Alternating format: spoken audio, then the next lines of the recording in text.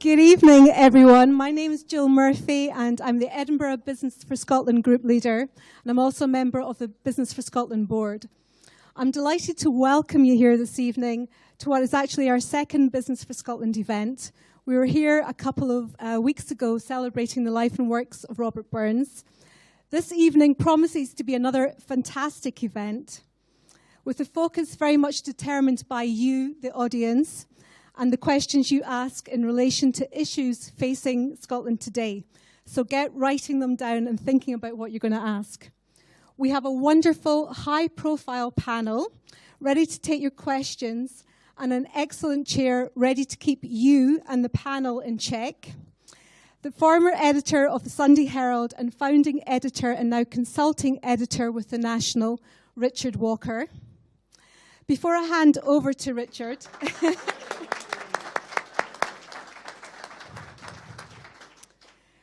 Before I hand over to Richard, I would like to say a few quick words about Business for Scotland. For those of you that aren't already members, why not? We're a campaigning business network for smaller to medium-sized enterprises with a shared goal to champion a Scottish society and business community that provides greater opportunities for national prosperity. A more successful, confident, greener, more equal and fairer Scotland. What's not to like? Our stakeholder memberships fund our networking, our campaigning and policy work and allow us to put on free events like the one this evening.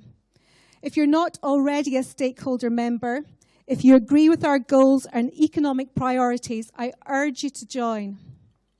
It costs as little as £11 per month or £100 a year. If you would like more information about how to do that, about how to join, please come and ask me afterwards. Stakeholder members, you can also ask them, will be wearing one of these coveted badges, which you get if you're a stakeholder member. Anyway, enough of the sales chat. I think we should proceed with the evening. Just to let you know that there is a hashtag for this evening if you are tweeting. It's BFS National Q&A, and that's with an ampersand. So that's BFS National Q&A, and the address for Business for Scotland is at Biz for Scotland with a Z, and at Scott National for the National. And I'll now hand you over to Richard Walker. Thank you very much.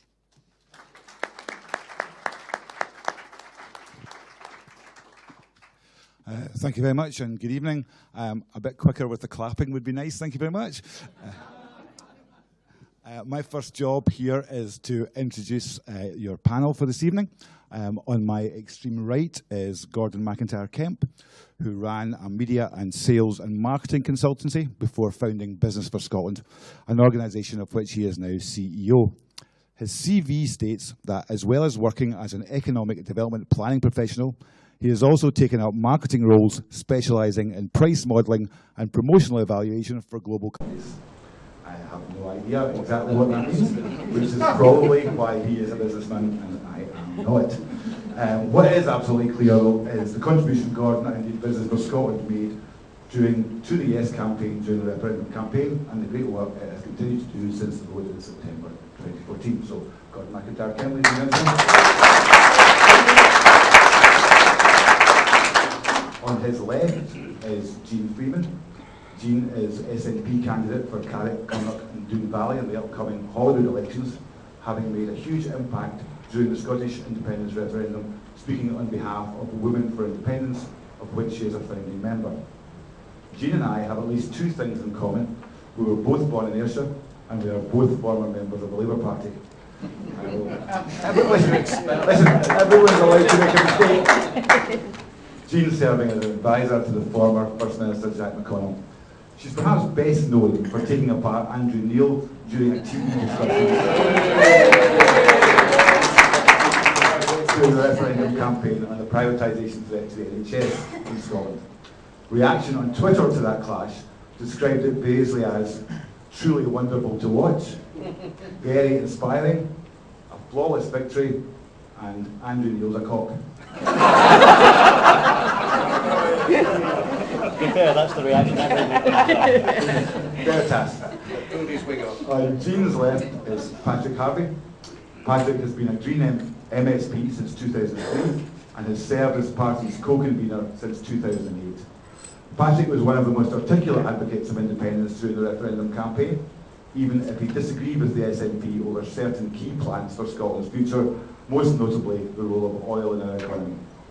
Patrick's developed something of a reputation as an early adopter, taking to social media like a man born to tweet, a passion which was to attract some criticism in the early days from so-called etiquette guru Peter York, after Patrick posted comments on Twitter during a private dinner for Scotland's political leaders held at the home of then Prime Minister Gordon Brown.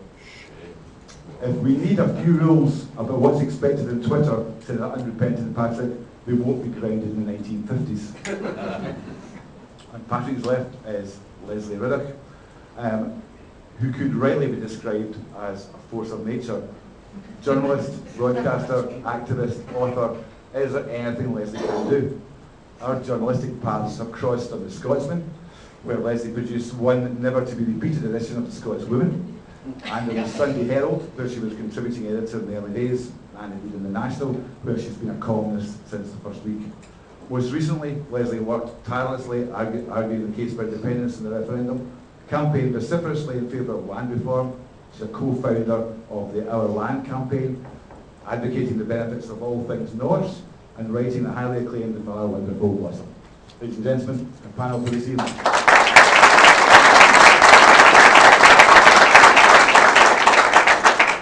Now, how this is going to work, hopefully, is we have some questions here, some of which have got names on them, some of which have not.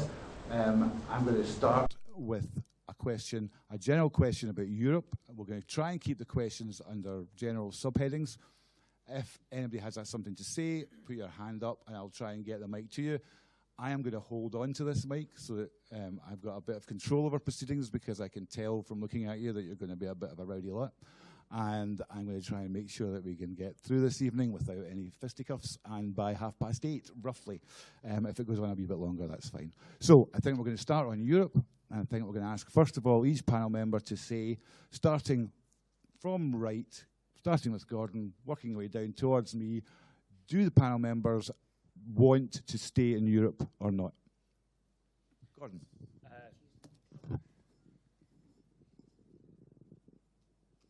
I don't think we've got much choice. We're actually in Europe, and I think that's one of the things we've got to consider. Essentially, as a union, if you talk about comparing the two unions, the European Union works a lot better for Scotland than the Westminster Union does.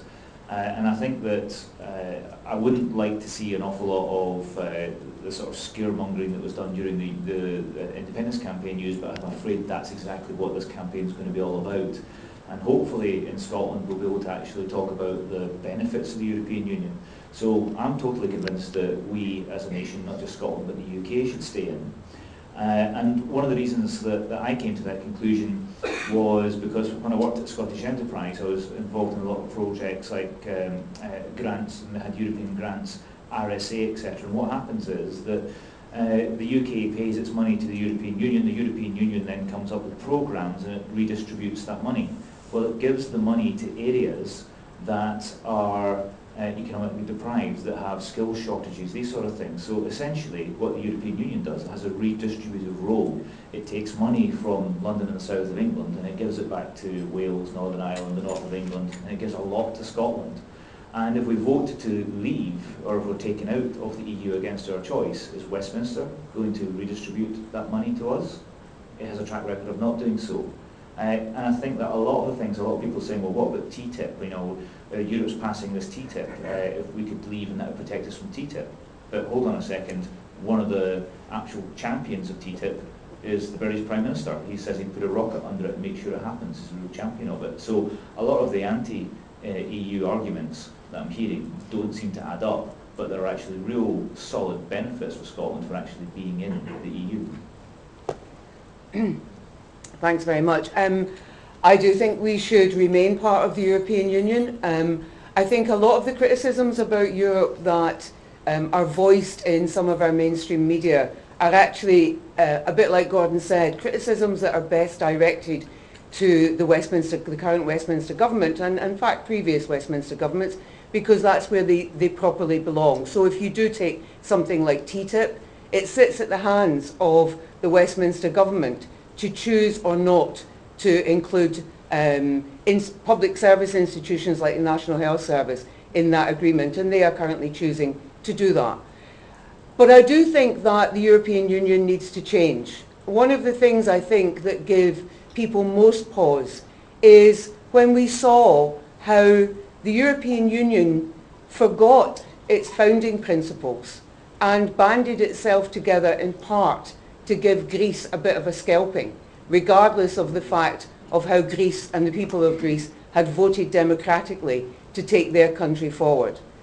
That for many of us was the big signal that actually the European Union needs reform from within, but it is not the narrow reforms and the petty grievances that Cameron is touting himself around Europe trying to negotiate just now. Much more attention he is paying to that, I have to say, than he is to sorting out a proper fiscal framework with which Scotland can have devolved powers that don't cost us more money. It's not those narrow grievances, but the bigger changes that we need to have in Europe. And so I want us to stay in, but I actually want Scotland to have a very strong progressive voice in Europe, winning allies and making those necessary democratic changes to what the European Union is doing. Yeah, I'm for in as well.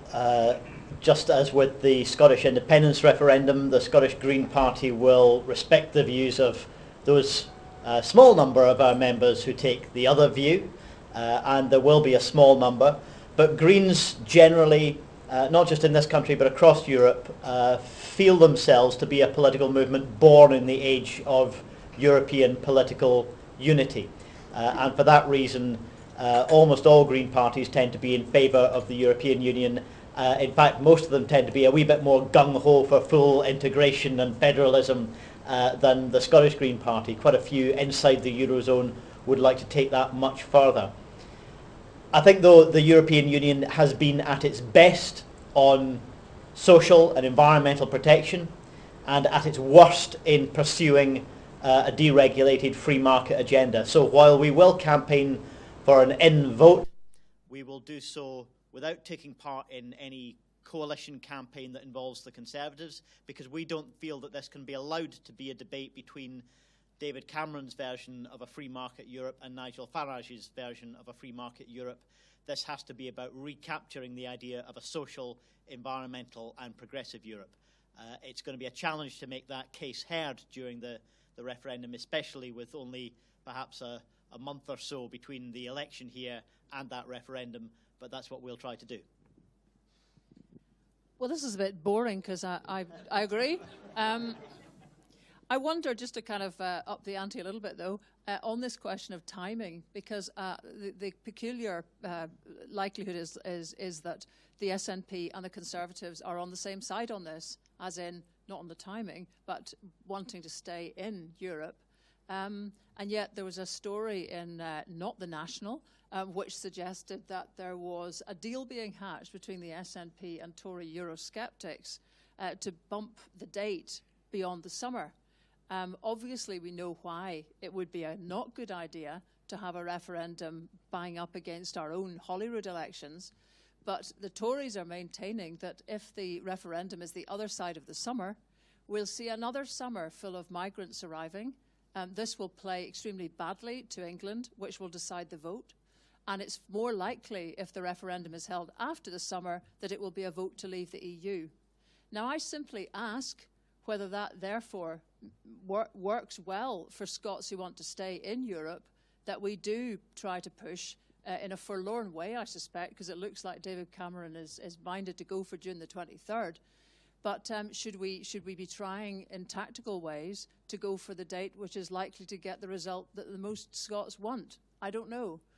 But the thing that strikes me about Europe is how little we've really investigated some of the enduring complaints, which, as Jeane was saying, are very often complaints registered about Europe, but actually complaints about the behaviour of the UK government.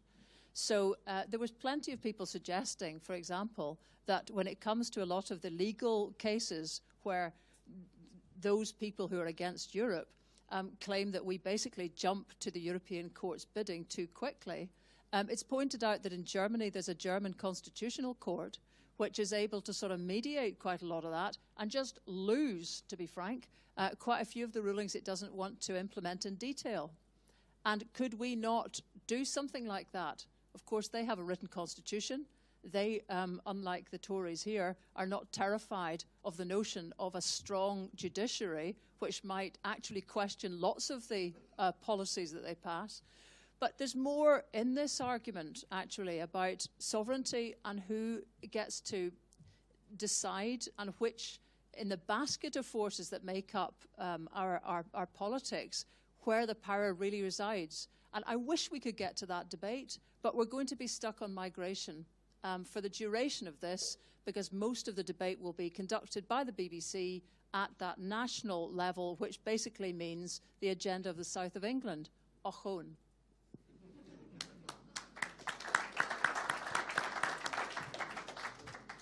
Okay, we clearly need to get some questions here that are going to divide the panel rather than unite them in agreement. I have one question here. Sorry, I'll get to you in a minute. I have one question here from Colin Brown. Is Colin here? Yeah, Colin, your question is, what would happen if England votes to stay in the EU? I presume what you mean by that is what would happen in regards to independence. Is that right? What would happen in Scotland, what would happen in England and in Wales and Northern Ireland, what would happen to the UK if England, it's unlikely, but we should bear it in mind, it could happen. Who'd have thought 18 months ago that Donald Trump would be where he is just now? So, you know, politics, funny old game. So what would happen if the unlikely event happens that England votes to leave the EU?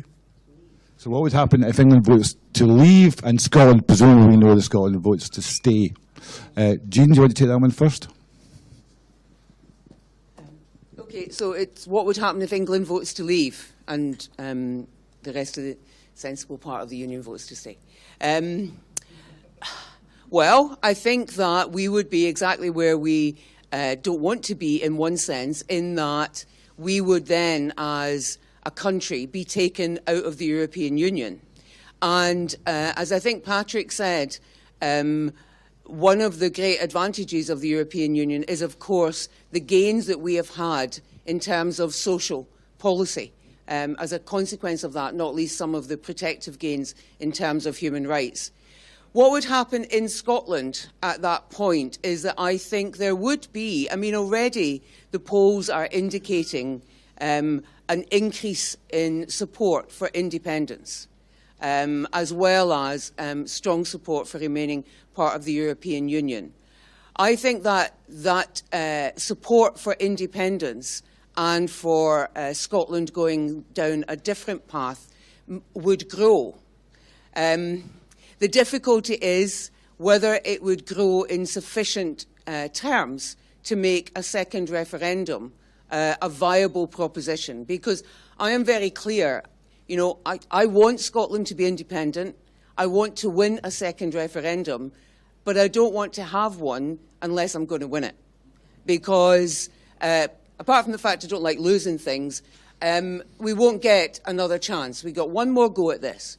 So in anticipation of some of that, then I hope that smarter minds than mine in political parties, the Greens as well as my own and elsewhere, Business for Scotland not least, are beginning to get their heads round pretty quick what we would say in those circumstances about currency, about the economy, and about some of the issues that seem to get people to a point where their heart wanted independence last time, but just at the last minute their head went, no, it's too risky.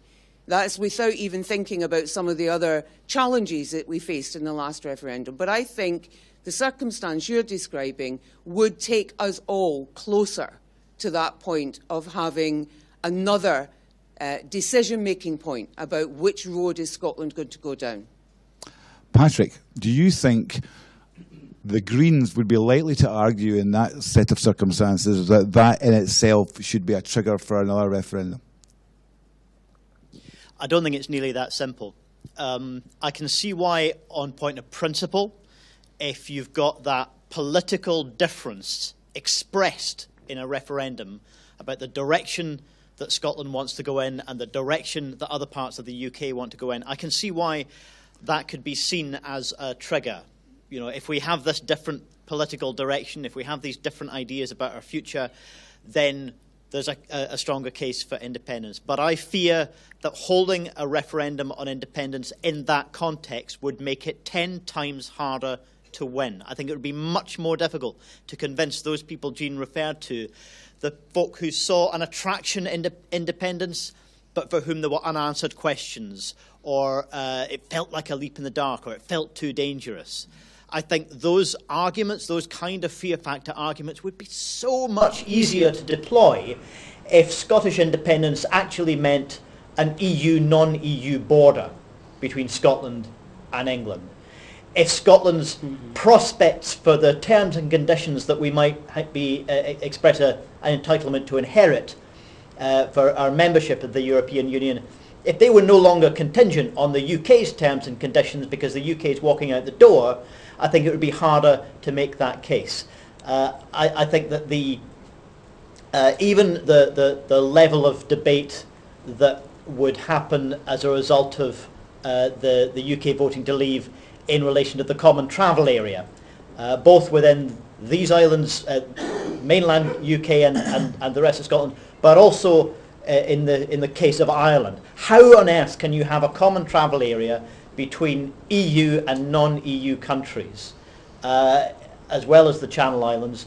I think that would give rise to extraordinary turbulent political times in Ireland, and I think it would give rise to a great deal more scope for the fearmongers in relation to Scottish independence to say, look how difficult these things are, look how dangerous these things are, we can't afford to create that kind of border between Scotland and England. I think if we want to have a stronger chance of winning a second Scottish independence referendum, we need to win across the whole of these islands the case for staying in the European Union. Otherwise, our job in subsequent years will be that much harder. Lesley, do you think we're ready for another referendum? No. No, I don't. And I appreciate, some people will feel differently about this. But, I mean, as Jeane said, we get one more good crack at this. Nicola Sturgeon is, 45? It's terrible to kind of go on about a lady's age. But, she's a young woman in anybody's terms on the panel. Oh! myself included. And, she's got time with the expectation that there is likely to be another SNP government. There's time to do some actual governing. There's time to do some of that stuff that actually persuades people that we can achieve a different direction, not just talk about it, but do it. And we all had different experiences going around during the referendum. My own was trying to kind of get to some of those hard to express worries that people had about, I think, just being at the end of a sort of pipeline, the other end of which is connected to London in some vague way, and out of which comes jobs, opportunity, subsidy, despite what we've all examined about the nonsense of the subsidy junkie business. But as long as people think that somehow, and in our top-down democracy, it's true, all our cash does go to London, and we do get it then back. And actually within Scotland it's true too, that people are getting local taxes sent right down through the intestines of the British system to finally come right back to where it started. None of that is empowering. None of it makes you think you create worth where you live. And all of it could be changed. And with what lies before us, we're just coming through land reform in a more impressive way than I had feared about 6 months ago. We're then going to look at ways of changing how we pay local taxes in the review of the council tax.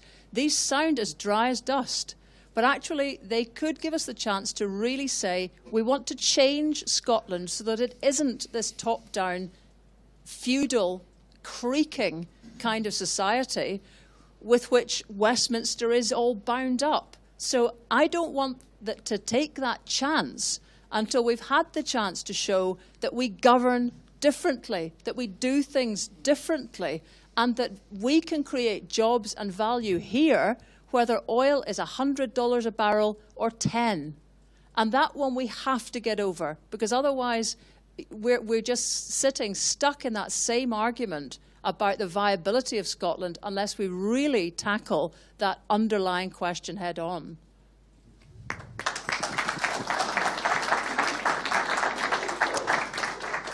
Gordon, what's the business view of whether or not this should create a demand for another referendum? And I guess on the business case, which the economic argument was one of the main things that people point to in the referendum campaign as something that was unconvincing to a number of people. Well, I think that from a Business for Scotland point of view, we have done a survey of our members. There were 500 responses over the 3 days we did the SNAP poll, and we got 82% wanted to stay within the EU. We do accept that there are problems with the EU. We think that, as has already been covered, a lot of the problems with the EU are actually in the interpretation of EU rules from Westminster, and then how Westminster has actually told the Scottish Parliament what it must do. So I think Westminster's got even more flexibility than Scotland does not to implement EU rules. That's an interesting element of it. There's a poll out today, actually. Ipos Mori for STV shows 62% of Scots plan to vote to stay in, and only 26% to leave. Every poll shows significant support for staying in the EU within Scotland, so I think we know how Scotland's going to vote. However, the polls in the rest of the UK, and in particular in England, have been a statistical tie for a long time. What's interesting is that there's been a poll out today, the same poll, which I think had a large Scottish element to it, in terms of the respondents, had a 55% stay vote and only 36 leave, which is funny because last week there was a poll that had a 9% lead for leave. So I actually asked Professor Curtis when I saw him on Friday what's going to happen in the rest of the UK, and he said there is no way to know. It's a tie, basically, outside of Scotland. My view is that in Scotland you've got Nicola Sturgeon, you've got Patrick, you've got organisations like Business for Scotland and lots of other organisations that are going to actively promote the EU, and then you've got David Coburn from UKIP. You see where I'm taking this, right? Whereas in the rest of the UK, you've got the newspaper split down the middle, you've got Tory rebels, you've got Corbyn, who is no EU fan and will not campaign effectively, and then you've got the dodgy deal, which isn't really setting the heather alight. I think the direction of travel in England is going to be away from, and the direction of travel in Scotland is towards the EU. What happens if England vote to leave? We leave. What happens if England vote to stay? We stay. Scotland and Northern Ireland will probably vote very significantly to stay, but even if there's a 70% in both of those countries, and it's just a little off the top of the head calculation I've done, the vote only needs to be within 1.5% in England to actually keep us in, take us out against our will. There's that many of them. So how England votes determines how we vote. Doesn't make that much of a difference, unless it's so tight, unless it's under 1%, and then our votes might keep England in against their will. I call that the Schadenfreude scenario. In terms of should it trigger another poll, here we're going to get a first disagreement here. Yeah, absolutely, fundamentally it should. Citizens, EU citizens in particular, but lots of people were told that their best chance to stay in the EU was actually to vote to stay in the UK in 2014. A fundamental building block of the narrow no victory would have been undermined. It changes the constitutional arrangement. It definitely merits it being asked again. The same poll today showed that if Scotland was taken out of the EU against its will, 58% of Scots would vote for independence. Right? So, don't know why I'm getting a round of applause for that. That was, but essentially, it makes a huge difference. I don't think it's actually that people are so fond of the EU. I actually just think it would be largely about Westminster breaking the camel's back with another straw, overruling us again. And the thing that really kind of bothers me a little bit, and by the way, I think we'd win from 45 if we started a campaign, right? I think we're ready to win. But we do have to address the economic issues, And there's a big sign behind me that says Scotianomics. That is our project for the next 2 or 3 years, is to deal with the affordability question, and we've got 25 academics signed up to work with us on that. Okay, that's what Business for Scotland's doing. To put it into perspective, David Cameron's talking about his deal, and he's got this red card system, which if more than 50% of the leaders of European nations don't want to implement a rule, it can't get implemented. But he didn't give Scotland a red card against being dragged out of Europe against their will in Northern Irelands. You know, so it's the deal just doesn't do any good whatsoever. 2020 is about the time that the UK would be able to negotiate an exit. That would be after probably another Tory majority, probably under Boris Johnson. I think, okay, I think I'm right in what I'm thinking. I think that would actually change things. And you know what? Let's make this happen. And I do think if we have another narrow loss, yes, that's a problem.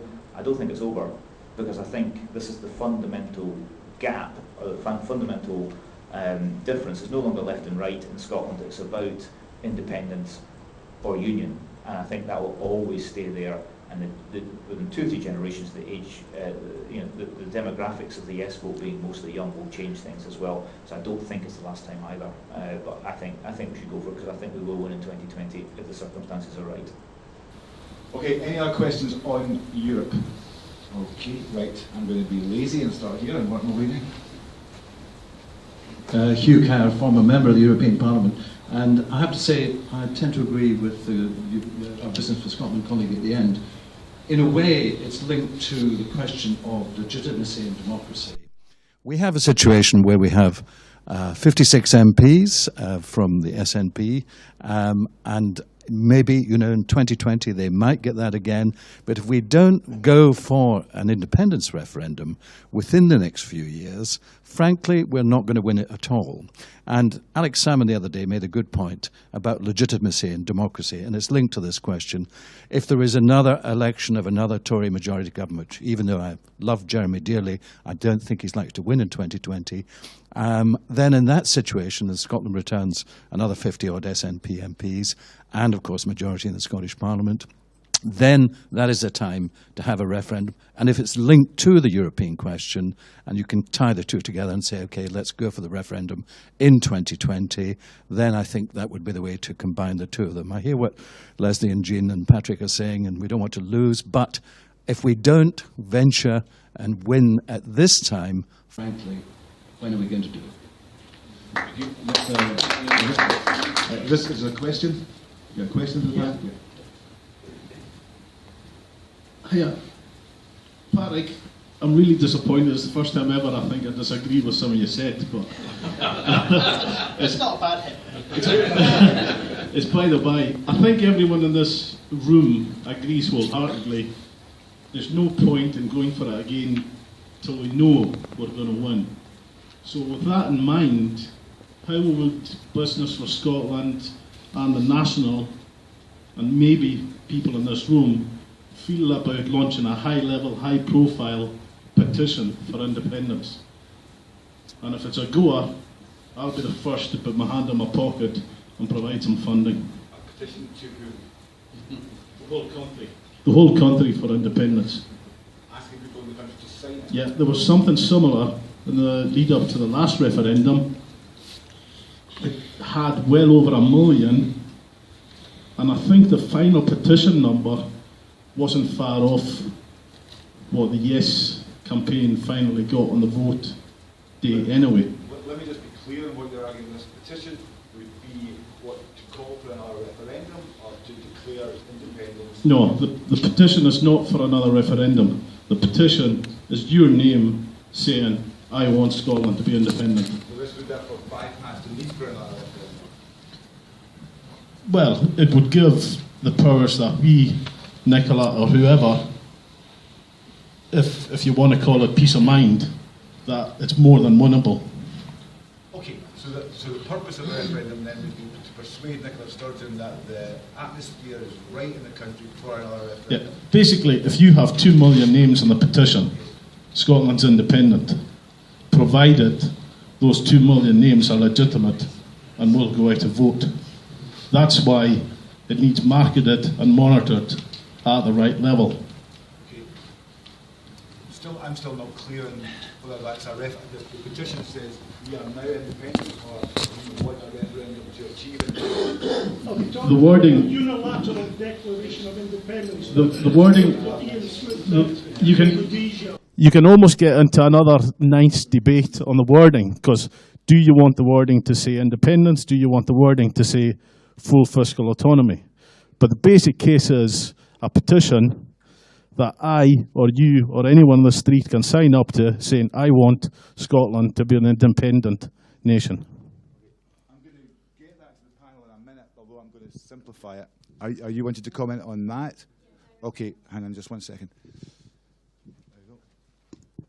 Sorry, just to clarify, I think maybe what you're talking about is a social license. So a petition to really say that this is the social license. I'm not saying I feel anything either way, just social license is a good frame. Just as a historical point, I mean, it sounds rather like the National Covenant in the 1951-52, which I think more than half the population of Scotland signed, but which was completely ignored. So. We have one more comment on this from this gentleman, and then I'm going to get a question to the panel. It's a question on this or an unrelated question? Okay, I'm going to just very quickly, probably yes or no. Do you see any benefit in such a petition, which I guess is quite similar to a unilateral declaration of independence rather than a referendum? I'm interpreting it as that. Gordon? No, because I think it would just be ignored. And the other thing I would say is it would be just so difficult to get everybody to sign up. There's a path to independence which has been agreed. It's been set in stone with the Westminster government, which is that if there is a majority for a party that has it in its manifesto for Holyrood, then we have set a precedent, followed by a referendum. Win that referendum, you're independent. Against UDI, it wouldn't allow us the rights. It wouldn't be accepted in the EU. It wouldn't be accepted in UN either. Jeane, you can be shorter if you want. Yes, yeah, I will be. I don't think it would work either. And part of the reason why I don't think it would work is I think we're missing one of the key points that Lesley made, and that is that we need to be able to demonstrate not simply that we're competent in running Scotland, but that we're radical and progressive in running Scotland. A petition is easy. You know, it's like social media. You just click on it, and you sit back in your armchair, and you turn the telly over, and you think you've done the job. The key thing about the referendum campaign last time round was the level of citizen engagement in that. And that is what we need to try and hold on to it as much as we've got it more than we used to have, increase it and enlarge it. And we do that by that systematic increase in empowerment led by a government that is radical and progressive. Patrick? I broadly agree with that, but I just want to say that I'm a wee bit disturbed that some people almost seem to be excited and filled with anticipation about this idea that you have this schism on the EU referendum with the different nations voting different ways and all of the opportunity. I genuinely think that if your priority is to achieve Scottish independence in the most expedient manner, this is not it. And I think that there's a real danger in persuading ourselves of something that Gordon said. At one point he said that England seems to be 50-50 split, and then at the next moment he said, if England votes to leave, we'll leave. Well, you can't believe both of them. If the poll is close south of the border, then every single vote in Scotland helps to make a difference, helps to retain our position as members of the European Union, and I think that means that when the second independence referendum comes, it'll be an easier job that we have in our hands. So let's not take the European result for granted. Let's try and get the strongest possible result to stay in when we're out campaigning in Scotland, because that will help make a difference UK-wide. And Lesley? Yep, yes, I do agree with that. And I do think, although I can see where your heart's coming from on this, I do think this is super serving the 45%. You know, there's a 55% there, which is what everybody should be trying to think about. We don't need to become more convinced and find more ways to demonstrate that we are for yes. You can wear your badges if you want, put them back on again. I never took them off the car. You know, you can do that. But, I mean, my mum didn't vote yes. She died last year, but she didn't vote yes. If my brother was living here, he wouldn't have voted yes, despite everything. Although that could be brothers for you. I mean, I don't know, you know, sibling rivalry and all that. And these to me are big thoughts. You know, they're still the things that need tackling. And I mean, I'm with Patrick here in the trying to think of the larger shape of what we're trying to do. If we are fit to be a country, then we need to take up the strategic, not just tactical, but the strategic lead about what we're doing with ourselves and in which context we live. And I think Scots are now getting the point that being part of things, not trying to think that you can stand in splendid isolation like you know, Britain classically does, that negotiating and being in alliance with neighbours is a far better way forward.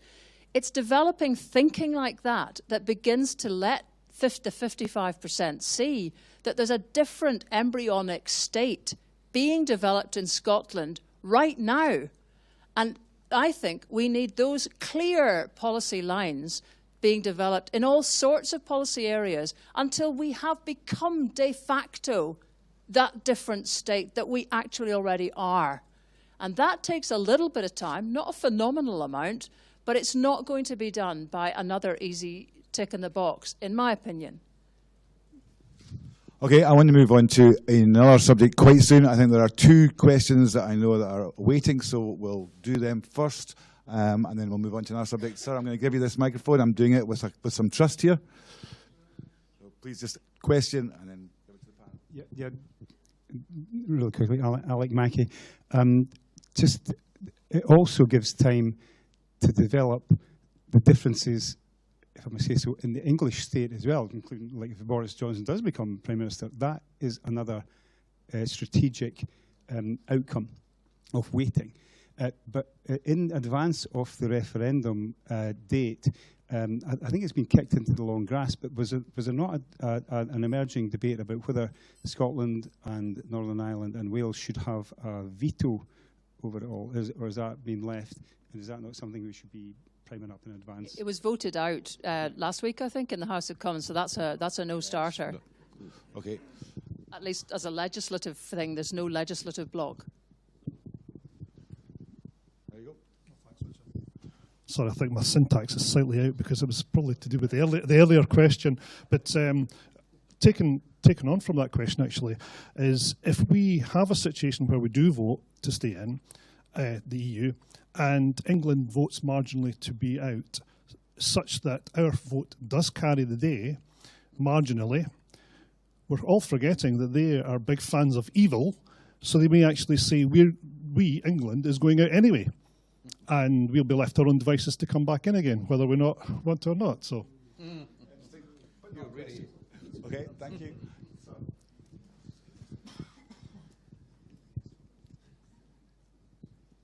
John Breton. I want to ask a question on building a progressive case for Europe.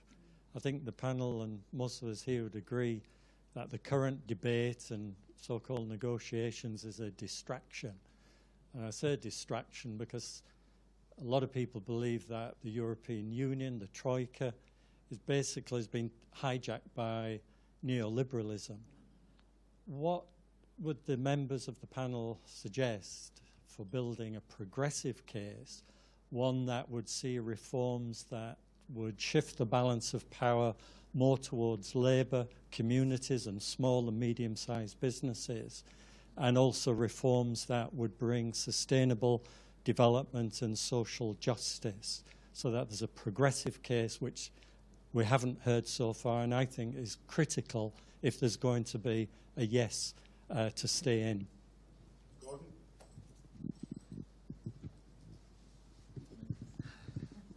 Cheers.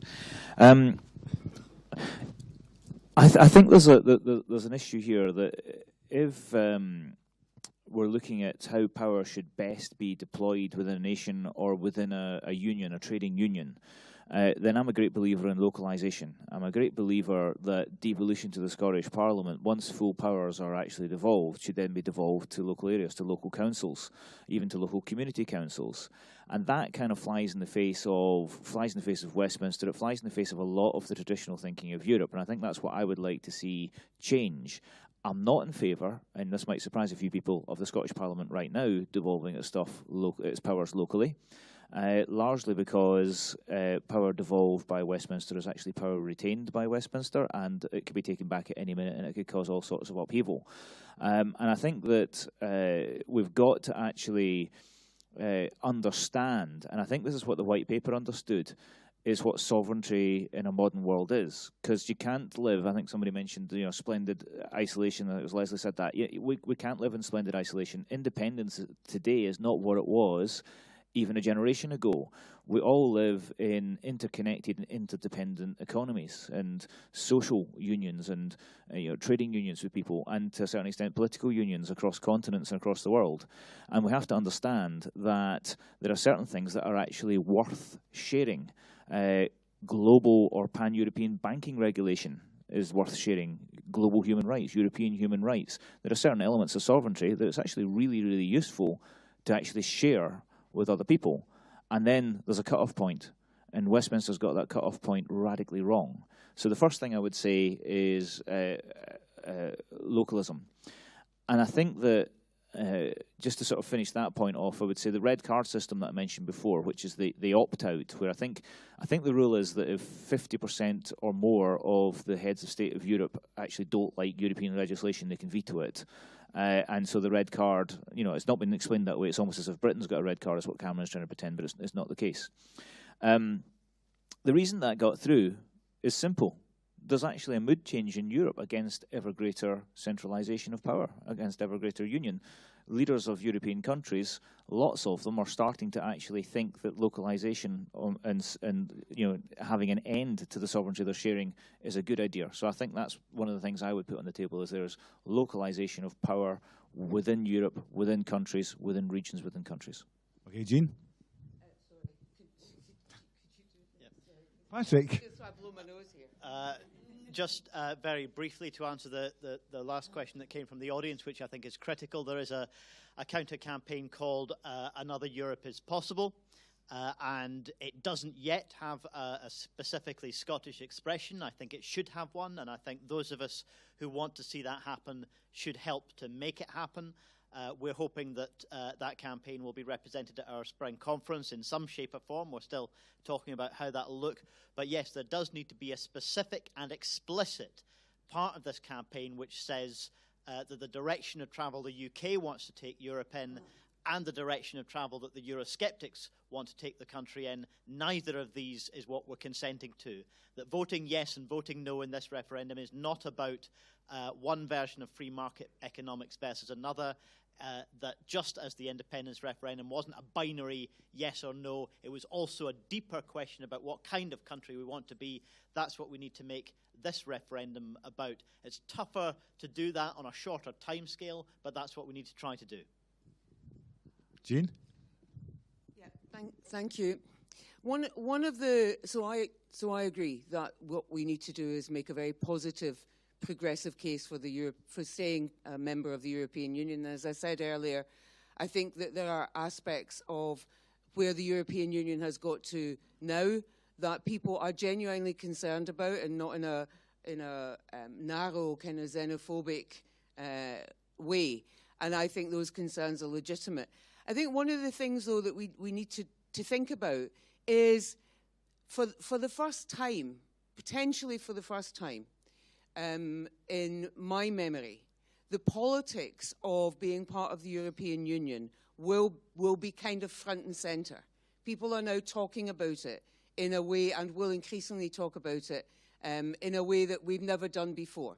Since the UK voted to be a member of the European Union, in my memory, there's not been much discussion about it. Occasional fights about the common agricultural policy, lots of complaints about bureaucracy and the European Commission, and lots of misplaced criticisms about Europe that actually belong to Westminster. So we have an opportunity in that circumstance to begin to argue about how the European Union could be different and the role that Scotland could play.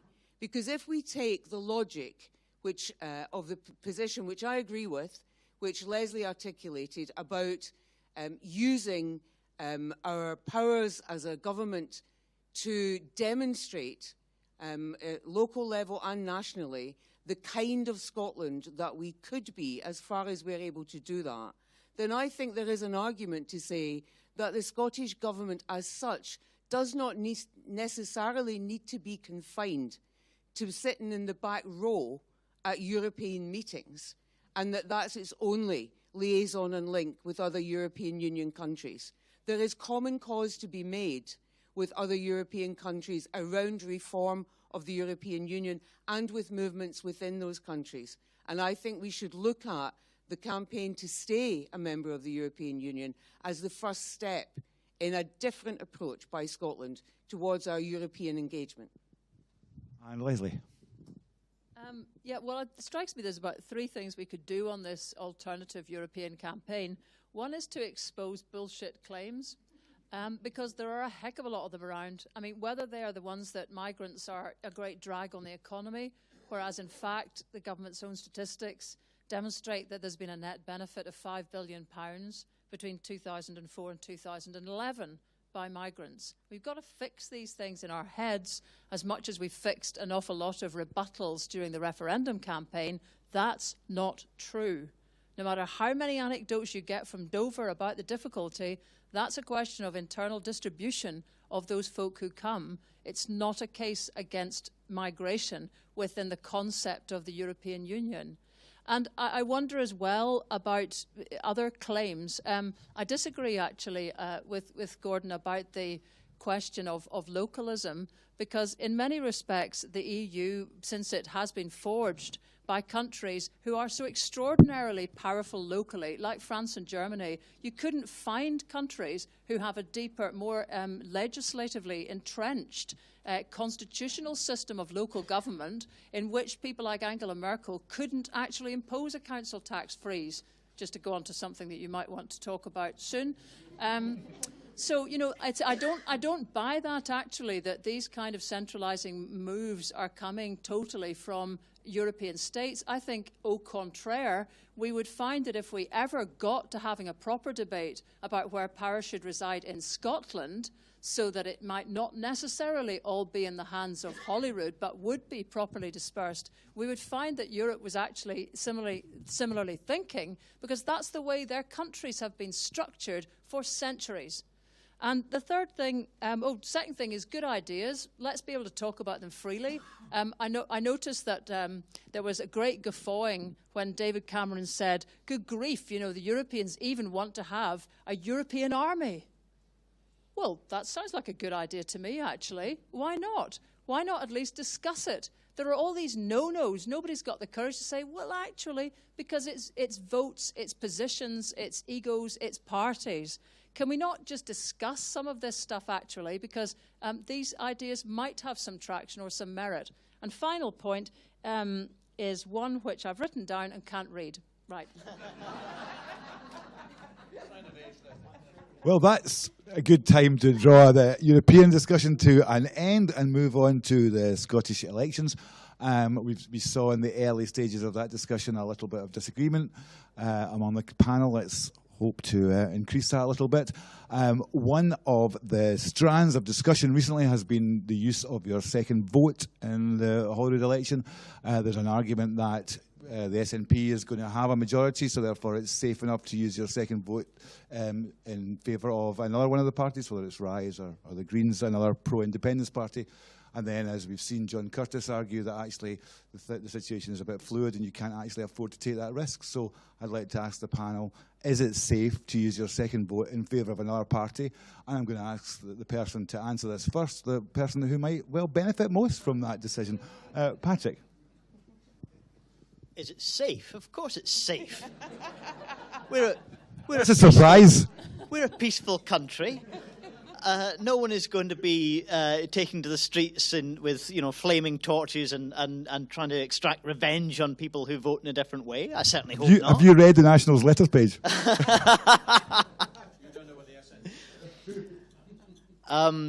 You have a right to use your vote for whatever you believe in.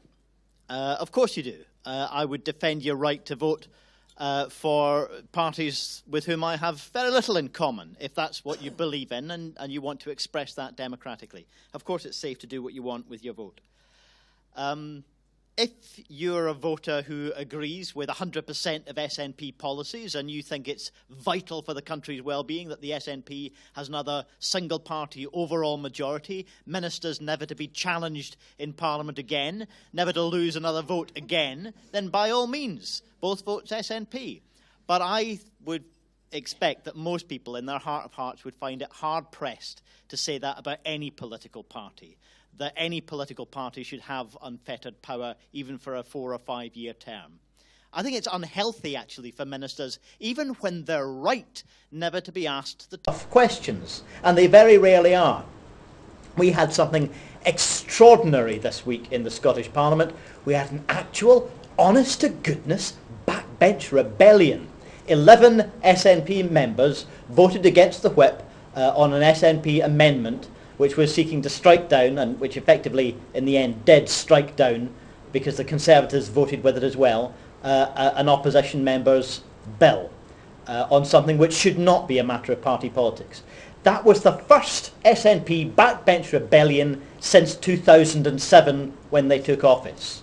Right? You've got to go back decades, generations in fact, to find that level of discipline at Westminster. Westminster, for all of its faults, is a rebellious place, and ministers know that there is pressure from behind them as well as from the other side of the chamber, and that is healthy for ministers. It's good for ministers to be asked the tough questions, because then they find that day in and day out they need to be ready to answer them instead of ready merely to accept the votes being in the bag every day of the week. So I think in many ways, Scotland's Parliament has been at its most creative when there was a balance of political parties, when there was an SNP minority government, and when it had to genuinely seek compromise and common ground with other political parties. I think it was good for them, and I think it was good for Scotland, that kind of creative politics was possible, and that they defied the critics who looked at minority government and said, that'll last 2 weeks, it'll all fall apart. They hate each other so much they'll never make it work. Well, that wasn't true. What followed was quite a creative period in Scottish politics, I think. If you are someone who likes every single party policy that the SNP have to offer, I would still urge you to think carefully about whether unfettered power is good for them.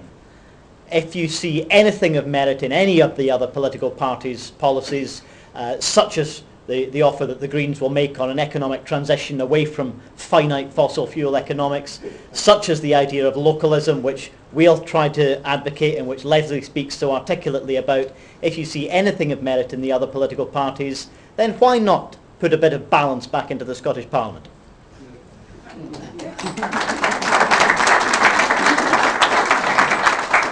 Jeane, do you find the prospect of 4 years unfettered power? Yes, I do.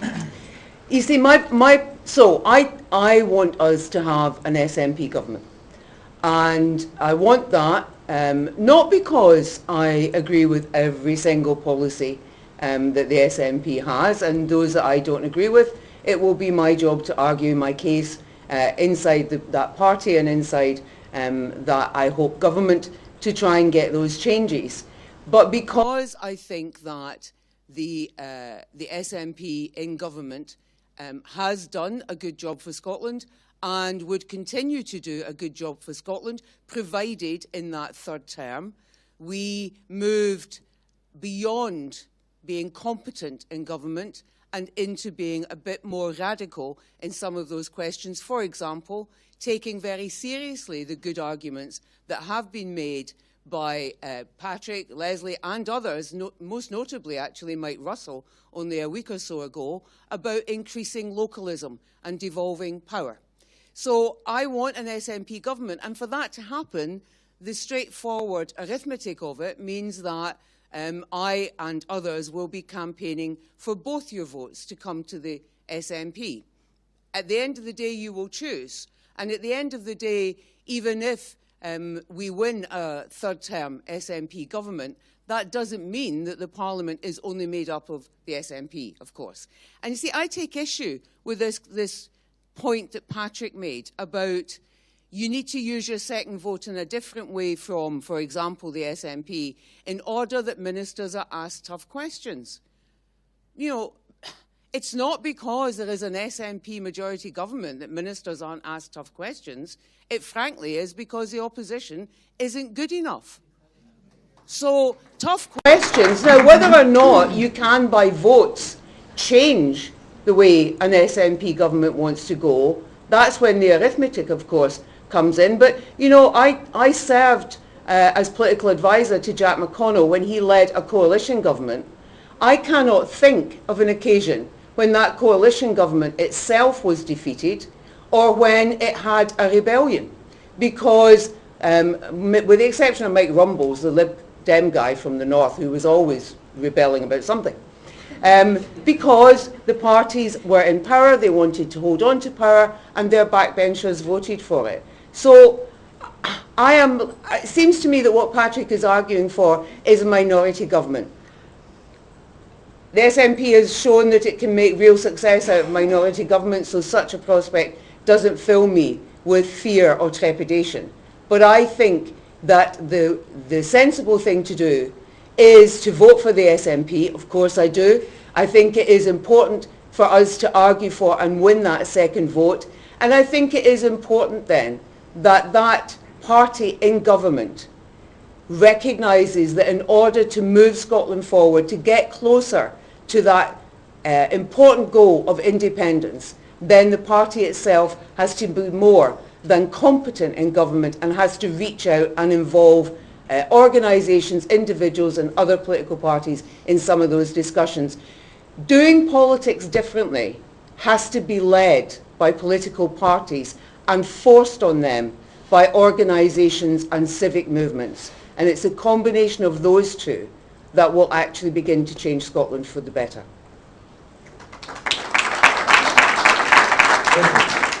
Do you think that the prospect of an all-powerful SNP has inherent dangers in it?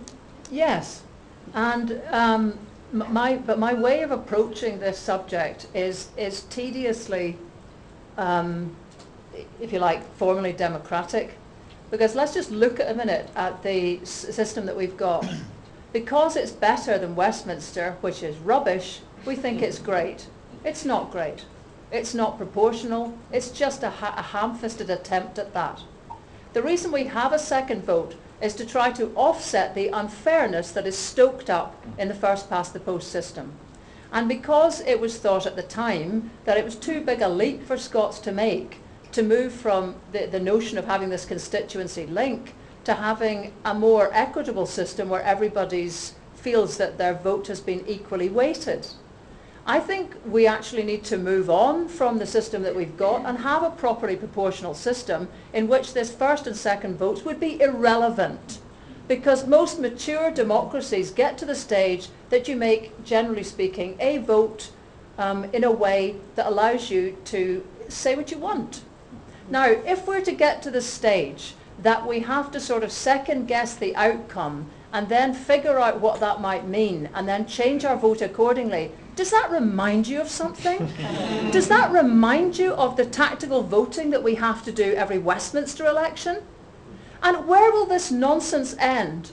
That, you know, what people's desires are and what their strong feelings are subsidiary completely to the expected outcome as divined by certain pathologists who have been known to be wrong, even. I mean, come on. If we can't get to a stage where people are able to use the system that has been put before us in whatever flexible way they wish to do, then this is a nonsense. And we're actually no better and no more democratic than the Westminster system that we all claim to abhor. And Gordon, what would your Gordon, what would your preferred outcome at the election be? I'm not allowed to say. No, I think it's worthwhile pointing out that Business for Scotland, although we're not politically neutral, clearly we campaign on issues and on referendums. We don't support any particular political party, and I think that's very important. Our first board of 6 people had represented us or supporters of three different political parties in it. Now, essentially, if there is an SNP majority, and as I said before, I believe that makes a compelling case for an option for another referendum. I don't believe the SNP will have, if we win a majority, we will call a referendum in the manifesto, but they will have a caveated commitment that if there is a fundamental change, and it might be Europe, etc., etc., so they'll give themselves the option there. So I think that independence campaigners across the board, the 45, shall we say, or 52 if you believe today's poll, are largely going to vote SNP to make sure that there is that option there. As far as I'm concerned, I actually, and I'll say personally, I'm not going to say how I'm going to vote, but personally I do hope that Patrick's party makes some major improvements in their numbers of SPs. I'd love to see you being the official opposition. And I just keep it within the Yes movement for sure. But the other thing is, I would say, is it's too early to even discuss this issue. Polls move. And if you think what the polls on general election were telling us this far out, they were saying it was close. If you read my national column, you'd know I was already predicting a Conservative majority, but nobody was believing me. So, how do we know? If you are going to vote tactically, vote the last week. I have made up my mind how I'm personally going to vote, and it's not necessarily going to be for the same party in both, but that's not for tactical. It's because I happen to like a list candidate from a party that I don't usually vote for. And as far as I'm concerned, I think the best advice for everyone is just vote for who you really truly believe you want to see fighting for Scotland within the Parliament. Okay, questions on the election, right? Sir. All right. Just a quick question, because I think a lot of people are puzzled by the fact that there's so much emphasis on the second vote. I can believe parties should be campaigning for the first vote, and then the system kind of works better. But all we see at the moment is all the parties putting the effort into wanting a second vote, which presumes that nobody expects to form a government other than the SNP. Now, that seems to be quite pathetic. Patrick, is that accurate? I mean, if you had to ask me to wager, will the Greens form a government on our own? I wouldn't say I'm wholly going to predict that. I will be standing for a constituency. Greens will be standing in a small number of constituencies around the country. We're still in a process of developing as a party. We've grown in our membership, but our branch infrastructure has only just been growing as a result of that, and so is still very young. It's for each branch to decide within the Scottish Green Party whether to contest constituencies. Across the rest of the political landscape, yeah, I think a lot of parties, including the Labour Party, who used to win the lion's share of constituencies, acknowledge that in the wake, not just of the referendum, but the UK election, they do expect the SNP to not necessarily sweep the board on constituencies, but to take the lion's share of them. And it may be that everyone having a shared expectation about who the next government's going to be isn't healthy in its own right. But I think the last time, back in 2003, was the last time when everybody thought they pretty much knew who the next government was going to be, looked at the main opposition party and thought they didn't look like a credible alternative government, and the regional vote spread all over the place. Well, here I still am. Lesley, do you think the other parties are being unambitious? No, they're looking at the facts that come with the unfairness of the first past the post system. I mean, there's going to be the winner takes all, and actually, there's been a long period in which the SNP were the casualties of that. Yeah. For long enough, Labour were the ones that just managed to pip every single seat, and whilst that represented a heck of a lot of SNP votes, it just didn't quite get over the line in any one of them. And that's why everybody, I think, has learnt to be extremely contemptuous of Westminster's continuing sort of need to have this archaic system at the root of our democracy. But it's sitting within our system too. And it means that smaller parties who can basically smell the coffee can see they're not very likely. Now, let me give you an example. The BBC currently doesn't plan to let Patrick Harvie speak. How do you think you're going to win a constituency like that?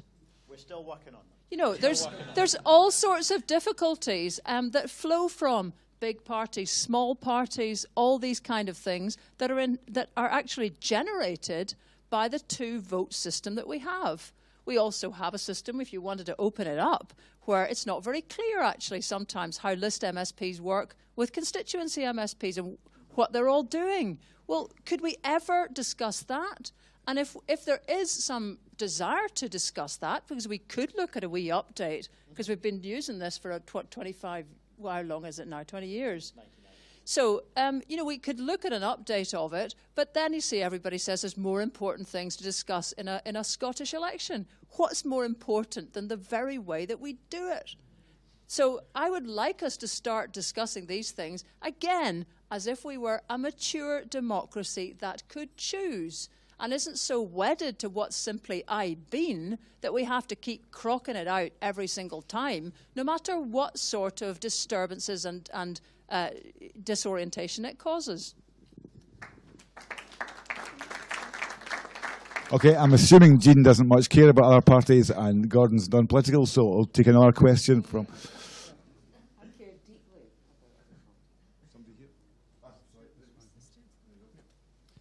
I just want to ask, obviously, on the list vote, I'm an SNP member, I'll be very clear about that. Jeane's spoken about this kind of stuff previously at events. We're campaigning for both votes SNP because we want there to be a strong SNP majority government. Patrick suggests that leaves the SNP unfettered, and I'm sure that you'll see all the Daily Labour and all the other kind of unionist papers purporting the same thing. The question I've got is, what does Patrick want to push forward in terms of policies that are so different from the SNP that are going to hold the SNP to account? We've talked about fracking, and we say we have a moratorium. Patrick says we have a ban instead, which will be challenged in court and won't actually stand because we know how these petrol companies work. And the other big risk we have about voting is, as it stands just now, in Glasgow and Edinburgh, I hope, and I genuinely hope Patrick's going to get a large number of MSPs. I don't think that's going to happen in other parts of the country. And my big fear is that parties like Rise take away that 1 or 2% and it makes all of the difference. You know, we're talking to Jill earlier on, who's on the list. If we use one constituency in Edinburgh, then at the current perspective, we'll get Jill elected on the list to make up for that, and that allows us to continue to have an SNP majority government. If we don't have a strong SNP second vote like that, we potentially end up giving seats to the Conservatives and Labour Party because of the way the default method works and the divisors kick in. So my personal opinion is that you have to vote how you want to vote, and what do you think about the risk that we end up allowing a bigger Labour majority in by the fact of splitting that SNP vote? Or not majority, bigger Labour number of MSPs in by splitting that list vote? Patrick? Labour MSPs will get elected if people vote Labour. Conservative MSPs will get elected if people vote Conservative. Green MSPs if people vote Green, and so on. That, you know, I really appeal to you. Yes, you should vote for what you believe in, and if you really believe that only the SNP stand for the policies that you believe in on pretty much everything, then fine, go for it. But I will be offering a distinctive agenda, not just on the reckless over-reliance that we still have on fossil fuels and the incredible vulnerability that we've left very many people in, over-reliant on a volatile industry which is not capable of safeguarding people's prospects even in the short term fluctuations of oil prices, certainly not in the long term in the face of the carbon bubble, knowing that the vast bulk of our fossil fuels cannot be burned if we want to survive. There is a huge opportunity for that change of direction in investing in the sustainable jobs of the future and investing in the housing and the low carbon infrastructure that we need for the future. So yes, we will be offering a distinctive set of policies, and we bring that challenge in as constructive a spirit as we can do. We did that back in the old days of a Labour-Lib Dem coalition. We challenged them where we had to, and we were constructive where there was genuine common ground. It was perhaps less often than it is these days, but we still have that balance, trying to be constructive, insisting on being challenging. But if you don't use your vote for what you genuinely believe in, then you're left in a matter of mathematical calculations, and I don't think that's what democracy ought to be about. Okay, while I'm up here, anybody else up here? Right. Okay. Yes, the polls may change, but if they don't, then basically the first vote, the constituency vote is going to decide the government, and the second vote is going to decide the opposition. So I think it's a case of who do you want the opposition to be. If you want it to be Labour, Conservative, Tory, Lib Dem, vote for them. If you want Greens or Rise in as opposition, vote for them. Okay. Originally, I was going to make 2 points, and then I thought, Lesley Riddoch, you just stole my thunder on the electoral system. But guess what? You didn't. Because the number of comments that have been made over the past 5 minutes shows, quite rightly, that a lot of people in this room haven't got a clue. The present electoral system that Scotland has was donated to us by Westminster, effectively to keep the SNP down in their little hole. Now, we have a mixture here of first past the post and the D'Hondt system. Is there mileage in tactical voting? Yes, of course there is. But there's no one in this room, me included, can actually work that out because it's all down to very localised circumstances. So the bottom line, as Patrick Harvie said, is first vote, second vote, vote for who you want to lead your country. The second thing I would say, Patrick, if you remotely for one moment think that the SNP suffers from unfettered power, pal, you come to the party conference and you will find out they get their arse felt several times. They got their arse felt on land reform because quite a lot of us who are not in any party spend all our time 24/7 trying to raise it as an issue. And quite a lot of the time what I wonder is what's happening in the rest of civic society. Because unless we get very good opposition happening within Parliament, a lot of us are having to put our normal lives on hold to tackle a series of issues like land reform, which simply wouldn't be different unless a lot of people had been activated in a way that took a lot of time. Now, that might be a good thing, because things like the Ireland campaign was like a wee version of the independence campaign in the way that it was set up, and it had very, very local roots. And it will happen again this year until we get land that is affordable and available to all. But by no means was it the product only of party thinking. And we need to find a way, actually, to make it more possible for people in civic society to make contributions, which doesn't practically bankrupt them. Yeah, yeah. We're going to land the form very quickly, so any other questions rather than statements? Questions? Hi, Patrick said that the SNP aren't challenging government, and Jeane said opposition are good enough. So should we have an elected second chamber?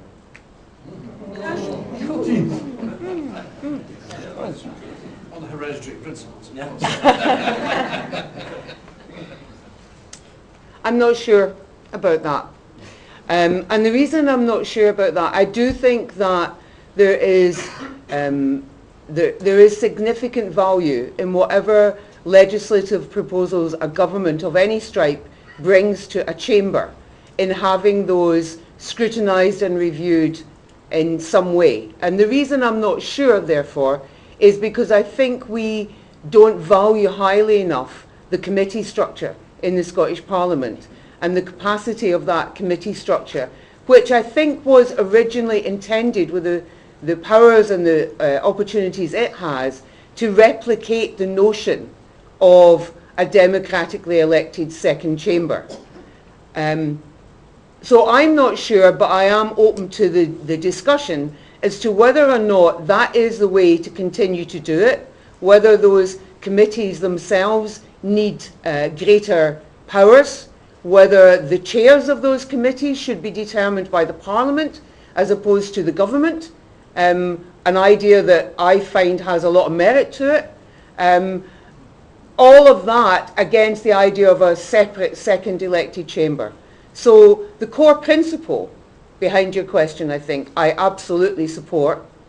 I'm reluctant to jump straight to saying, yes, we'd have a second chamber, and thereby ignore what we have at the minute, which is our committee structure, without properly exploring in discussion, can that committee structure itself be made more powerful in not only scrutinising and challenging what comes forward, but itself initiating legislative proposals and having the resources and the clout to pursue those through the parliamentary debate. Patrick? I certainly agree that the committee structure needs to be more powerful, more creative, more flexible. It is not, however, an alternative to a revising chamber. The scrutiny capacity of the Scottish Parliament, in my view, is already at or perhaps even beyond what is required. And if the Scotland Bill, if the current Scotland Bill is passed, the functions of government will increase. The scrutiny capacity of Parliament also needs to increase. I don't think that means you have to have a second chamber. I think there are other creative ways of doing it, of opening the door and having participative processes that people can take part in, that local government can take part in, that the business community and the trade unions can take part in, and we should be as creative as we can at finding new mechanisms to increase scrutiny of government by the widest range of voices. Back in the early days of devolution, there was a notion that this would be a parliament that shares power with the people in that participative way. And there were some initial early steps that were good in that direction, but they've gone stale at best, and they need to be refreshed very dramatically. One of them was, for example, the Civic Forum. It was never great, but it was a lot better than nothing. And when you've got something that's better than nothing but not great, you try and make it better. You don't just pull the funding and have the thing disappear. And that's what happened. So there is, I think, in this hyper-networked age, far more potential for finding new and imaginative ways of increasing scrutiny capacity by bringing in the widest range of voices. That's something that I think is urgently required if the Scottish Parliament is going to be as robust a body in challenging government. And even if you support what government wants to do, what its policies are, it does need challenge. All governments need to be challenged. If we're going to achieve that, the scrutiny capacity needs to be dramatically increased. Gordon, do you think that we feel the lack of a second chamber? I'm not entirely convinced by the need for a second chamber. There's a couple of reasons for it. First of all, I look at America and I look at legislative stalemate that can happen when one chamber is controlled by the Republicans and others by the Democrats, etc. I look at the House of Lords, and apart from the fact that it's unelected, and I think that's a crazy way in the modern world to actually have a second chamber, although there is one here in Scotland that I fancy Lord Jordan Hill. But no, it's just pretentious and shouldn't happen. I think that you can't have a second chamber until we've got all the powers of an independent nation. Then it becomes a more pertinent question. And the final thing I would say is that with my own commitment to localism, that actually if we can devolve real and meaningful powers to local levels, to and possibly beyond the level in France and Germany that Lesley was pointing to, then I think that forms the role to a certain extent of a second chamber. There's got to be some way to build that into it. So I think, yes, there's got to be not a second chamber necessarily, but there's got to be another check on government. I think that might fulfill the role. Okay, will you forgive me, and Lesley will forgive me if I forgo her chance to comment on this, to go into land reform, which I'm sure she'll want to talk about. I have a question here from Graham McCormick. Is Graham here? So the question is, in fact, it's not so much a question as discuss. The land reform bill is fundamentally flawed insofar as it fails to provide a sustainable mechanism for making a fundamental difference to land ownership. So Graham, I'll just come up to you just now. So what do you think it's lacking, and what do you think would make it a better piece of legislation? Thank you. I was the cantankerous character at the SNP conference actually spoke against the bill, the resolution on the bill, not because I'm not a passionate advocate of land reform, but because basically you cannot make a meaningful change, a change to the ownership in Scotland, unless you actually have the funding in place to do it, and the bill does not provide the funding. What at best it will do is basically tinker at the edges, but unless there is a fundamental look at how we actually fund this, because of the human rights legislation, etc., we cannot just take land off people, so we've got to have a funding mechanism in place. My suggestion would be an annual ground rent, where every part of Scotland, everyone who owns a part of Scotland has to pay it on a square metre basis, in order to, so that there really is value, and everybody has actually then got a potential to own something of their land, which we are all custodians of in different shapes and forms. Thank you. So Lesley, you think that's an accurate analysis of the land reform bill? Well, even though it has improved from where we started, and in fact an improvement happened today, even though, as I understand it, well, certainly the BBC didn't cover this, so it will come as, you know, that will come probably as no surprise to anybody. But what happened today was that very strong rights have been given to tenant farmers, such that they will be able to hand on their tenancies. They will be able to sell them effectively if they don't hand them down through their own families. And that's completely new. This was introduced as a new amendment by the Scottish Government, and that's a response, I think, to the outcry over Andrew Stoddart, which galvanised everybody in the total unfairness of that situation. Now, I'm delighted that I can mention Andrew's name, and there's a lot of heads nodding around this room, because 3-4 months ago, nobody knew him. Nobody knew about that aspect of the debate. And in fact, if you even sort of said we're going to talk about tenant farmers, there would be a massive, you know, switch to everybody starting to kind of have a bit of a surf to see what else there could be to take up their attention. It just felt so boring. And what's important to get everybody on side to move towards the radical outcomes that you're talking about is that we have to start getting people kind of into this debate. Well, they have been brought into this debate now with the likes of the Andrew Stoddart stuff, with the likes of actually a proposal that started, I think, with Andy Whiteman, has been put forward by Patrick Harvie, which is to remove the 100% exemption from non-domestic rates that vacant and derelict land currently enjoys. Now that applies to practically every urban area. Those very same urban areas whose council budgets are currently being slashed. If councils don't want the estimated £300 million that would come from that, I'd be surprised. But we still haven't got absolute certainty that that will be part of the new bill. But these things have got folk talking. Because before the Our Land thing started, actually, land reform was definitely seen as something that happened on egg a while ago.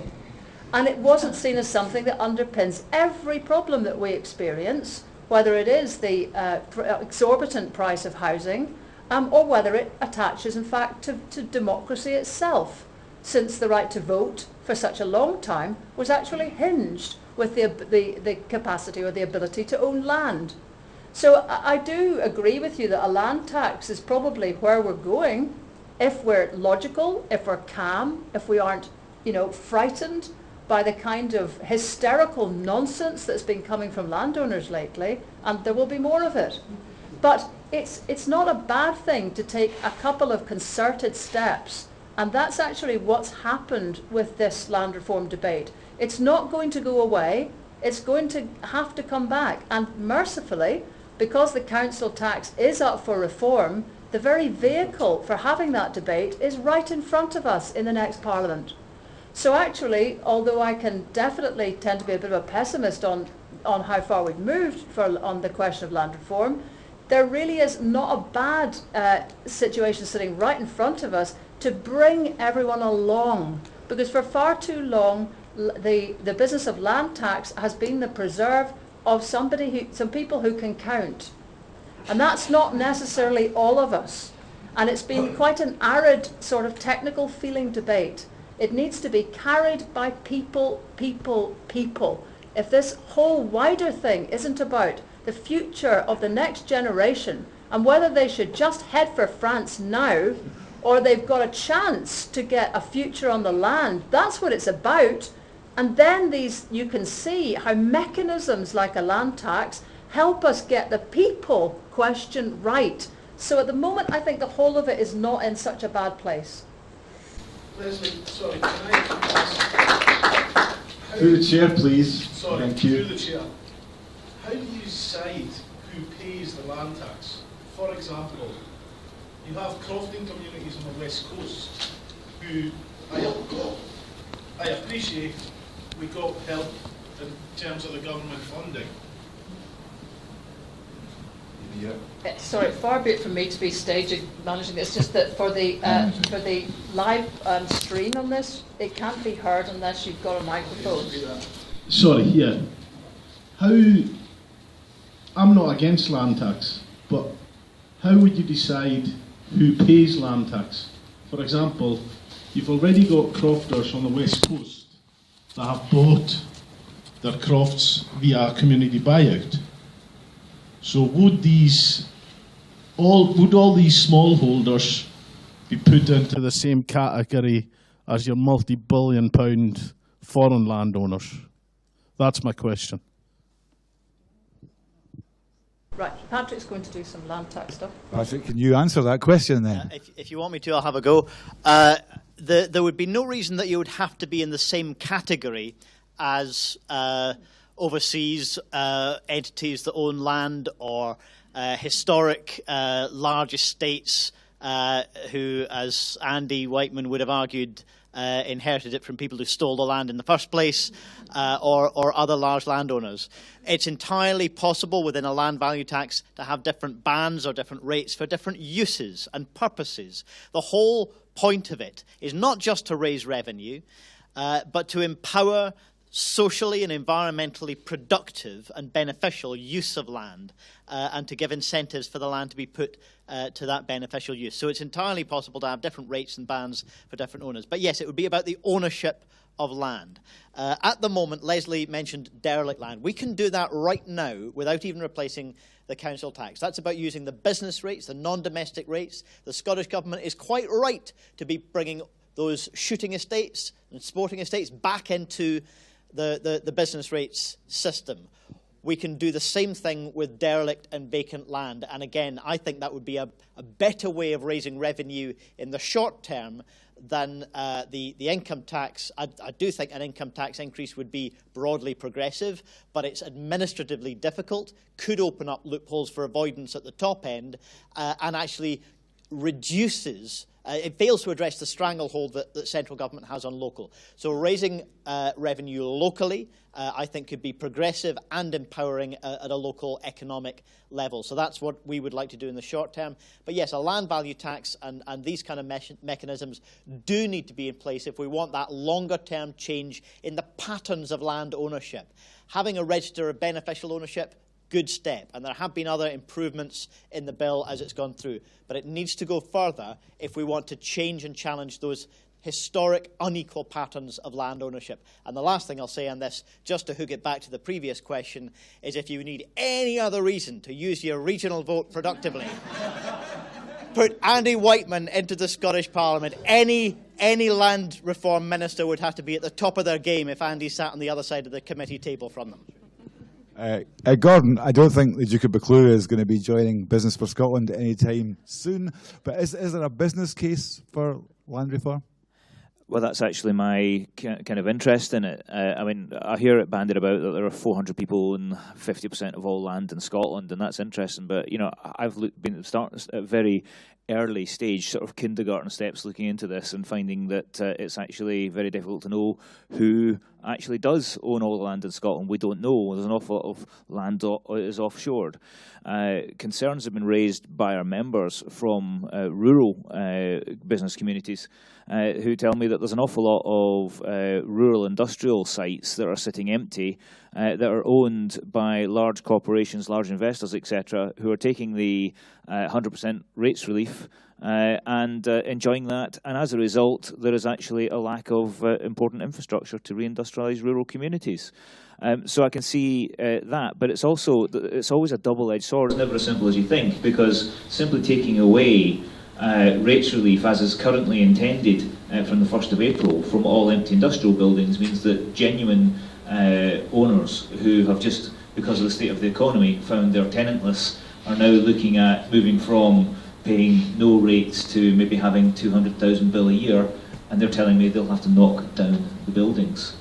You know, so there's got to be a tiered and progressive system. We all tend to agree, in fact we all agree, that taxation should be progressive in terms of our income tax. I think that the way that this is actually structured should look at the economic impact of the empty land on the local community and just how long it has been sitting empty. So we need some balance in there. The other thing I was going to say is that in terms of community buyouts of mothballed industrial land around cities like Glasgow, Edinburgh, Aberdeen, Dundee, etc., are actually stopping development from happening in Scotland. You know, we've got to know who owns these, we've got to know why the financial decisions have been made, and then the ability for communities to buy these out shouldn't just be if they've got a willing seller. In some cases, there needs to be the power within the Scottish Government to say, sorry, that's sat there redundant for long enough, if a local community group wants to take it over, and this will actually improve the economic contribution of that land. Okay, and Jeane, we've heard a lot about the quote unfettered power unquote of the SNP, and yet at the SNP conference, land reform was sent back, asked to think again. Is this a sign that maybe the executive or the power structure within the SNP allows for some discussion and debate? Well, I voted at that conference to send it back, so I was quite pleased about that. I think the SNP is like any other political party, and that is that the opportunities are there to change what the leadership wants to do, but you've got to be smart, you've got to harness as much external as well as internal support as you can. You've got to know the arguments, and then you've got to be tactically clever about how you do it. And in that sense, it is, as I say, no different from any other party. The point though, and that partly, so I want to make 2 points. That partly relates to and is an example of what I said earlier in response to another question, and that is about the capacity not for us to stop. You see, what happened in the referendum is that we were clear that the referendum wasn't about political parties. It was about the people of Scotland making a decision about what they wanted to happen to their country and to their future. And the huge success of the Yes campaign, yes, of course it had political parties in it, but it was not confined to those political parties. One of the things that really worries me is that as we go forward, that we lose that understanding and we revert back to the notion that good things or bad things happen solely on the whim of political parties and the leadership in government. The land reform changes that we are now seeing came about because of that decision by that conference, which came about precisely because of the actions that Lesley and others have described and took. That activism, that argument, that influencing, and yes, I agree absolutely, we do need to find ways of having that continuous engagement that isn't down to individuals putting their lives on hold, because then you lose that involvement. So the land reform changes that are being now worked their way through the Parliament are an exemplar, to some extent, of what is possible. My own personal view is I hope and expect to see that debate return after May the 5th. And part of the reason why, not only because my own view is that we've still got a lot further to go, but also because We need to widen people's understanding of the centrality of this to the kind of Scotland that that I want to see and that I will argue for. If I think about the constituency I'm standing in, which is Carrick, Cumnock and Doon Valley, it is a rural constituency. Yet too often we think that rural matters are confined solely to the Highlands and Islands. Land reform, as Lesley said, is just about what happens up there. We need to continue the arguments in a really tangible way that demonstrates to the folk in the constituency I hope to represent, but also in places like Glasgow, Edinburgh and the urban conurbations, about how critical it is to get the ownership and the shared understanding of the importance of land and land ownership right into the heart of our politics. And we shouldn't be surprised that there will be forces rail against that, because the bottom line is, on this question of land reform, as it was in independence, what we are doing is we are challenging power, and we are challenging centuries of entitlement to power, handed down on the basis of, initially, who your dad was, and now who's got the most money. And we need to be changing that. But, you know, as we succeed in changing that, we are beginning to create the shape of the kind of Scotland that I think, well, I know I want to live in, and I think most people do too.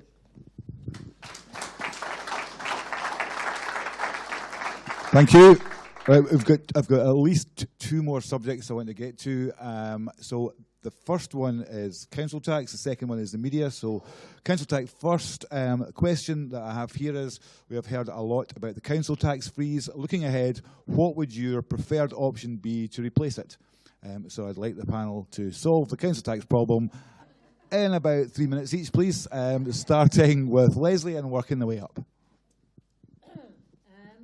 Well, I think in a sort of medium term, it would be a shift towards at least having a component of land tax in there. I think the recent report suggests the council tax really is a dead duck as far as a system is concerned. So it would be very hard, especially if the SNP do sweep all before them in the next elections, it would be very hard for such a kind of confident majority government to just race back into the council tax as the only place to go. So I think we need to be thinking about some other type of tax. You could move entirely to a land tax, but there's not very many places have done that. And that always puts the fear of God into the Scots. We're a terribly timid bunch, actually, when it comes to trying to make change. You know, as talking about earlier about the kind of change that we've made to our voting system, we didn't move to the one that was logical and kind of would give you the clearest outcomes and the fairest ones. We moved to a sort of guddle in the middle that would be sort of acceptable to everyone and wouldn't frighten the horses. Doubtless we'll do the same with the council tax, but we won't manage to get to the kind of cleanest system quickly enough. But on the council tax freeze, I can quite see that central government is looking at all the different ways that it's trying to restrict the kind of pressure that's on everybody's purses, basically, and the council tax rising is one of them. But this is not actually okay.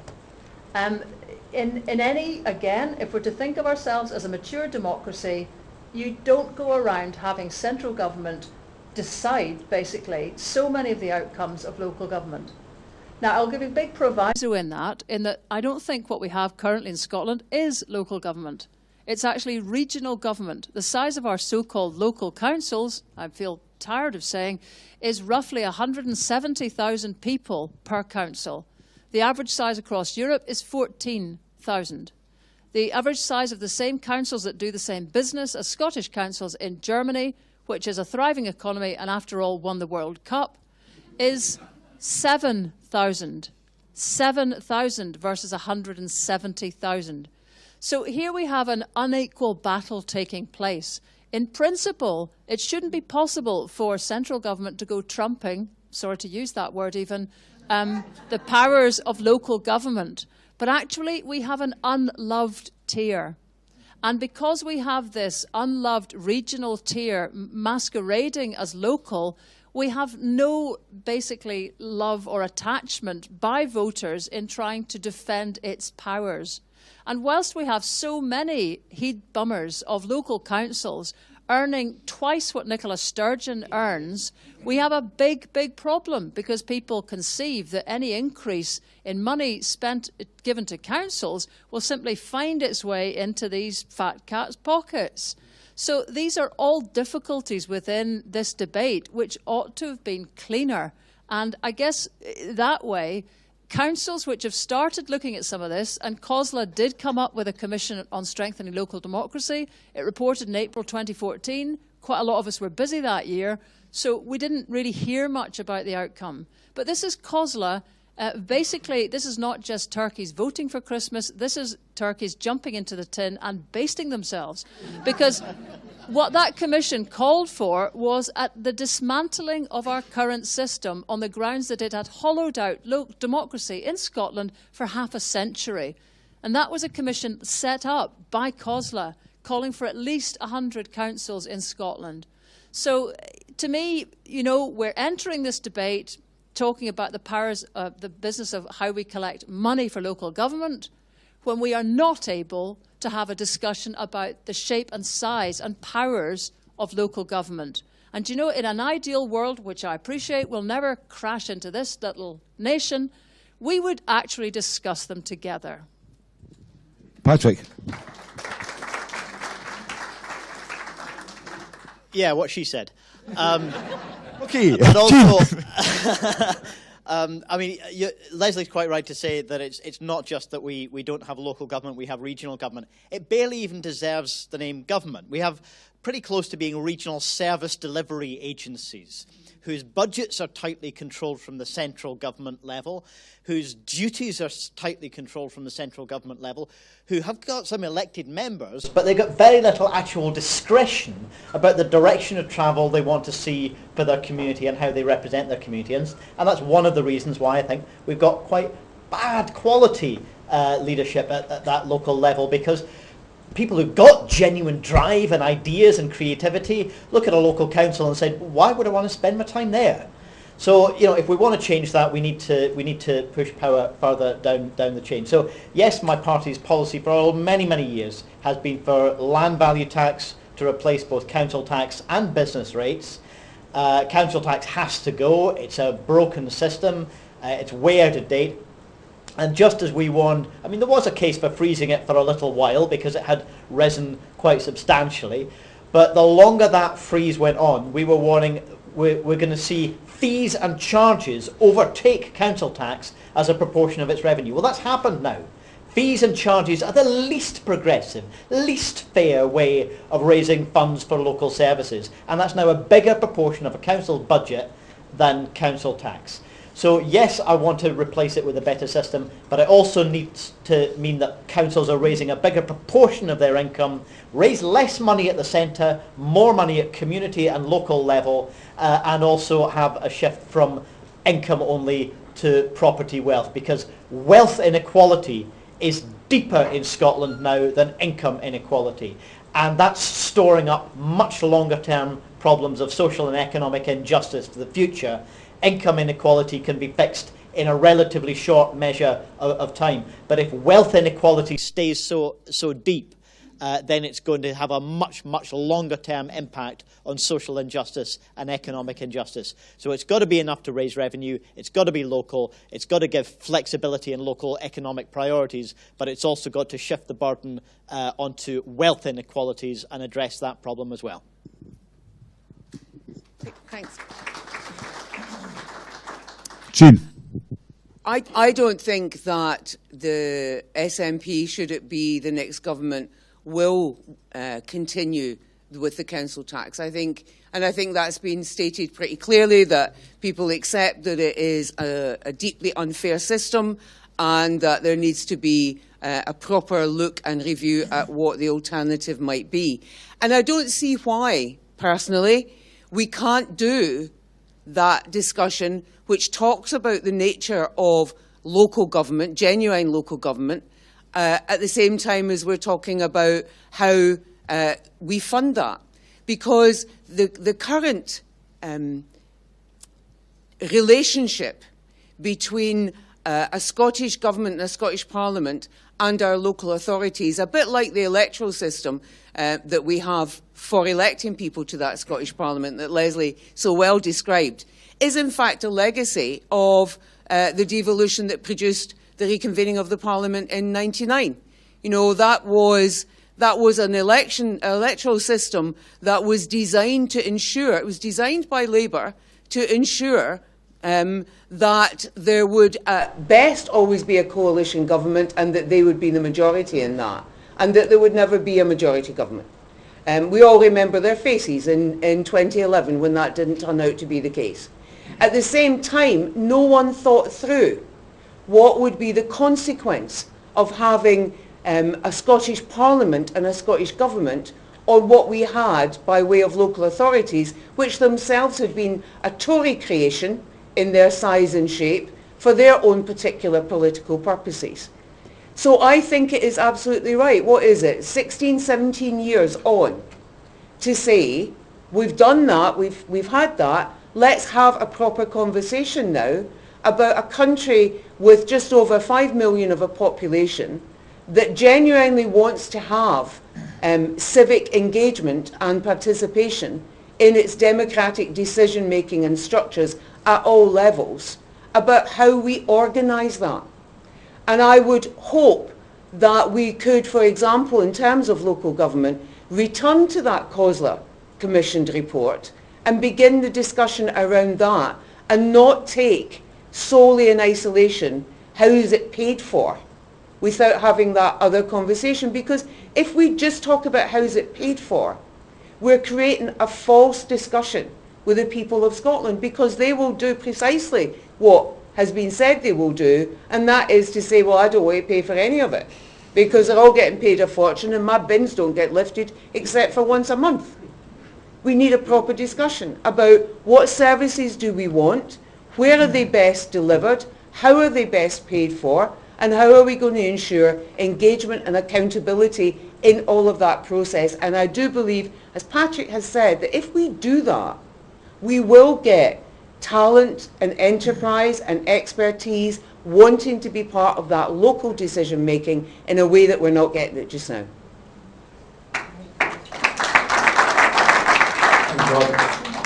I think there's a great deal of common sense just come from the other people in the panel there, so it's difficult to add to that, other than to say that I think that the system of local government in Scotland hasn't worked in my lifetime. I don't know if anyone older than me would like to suggest when it has. Strathclyde, for instance, was a local council, or a council, regional council, that was actually bigger than some European countries. And we consider ourselves to be a small nation. I think the freeze was actually good, and it has been good up to now. But I think it needs to be a priority in the next Parliament to actually address this and come up with a different system. And it's nice to hear everyone kind of agree with that. What would this system involve? I don't have the answer. I wish I did, but it would involve an element of land tax for sure. Possibly an element of basic fees per head. Possibly you wouldn't rule out considering local income taxes. Maybe we should start talking about these sort of things again, and an element of that. But that would take real local communities and actually empower local communities, so that people who wanted to make a difference would step forward and join local councils, community councils even. And I think also, and I might be stepping out on a limb here, an element of collective budgeting.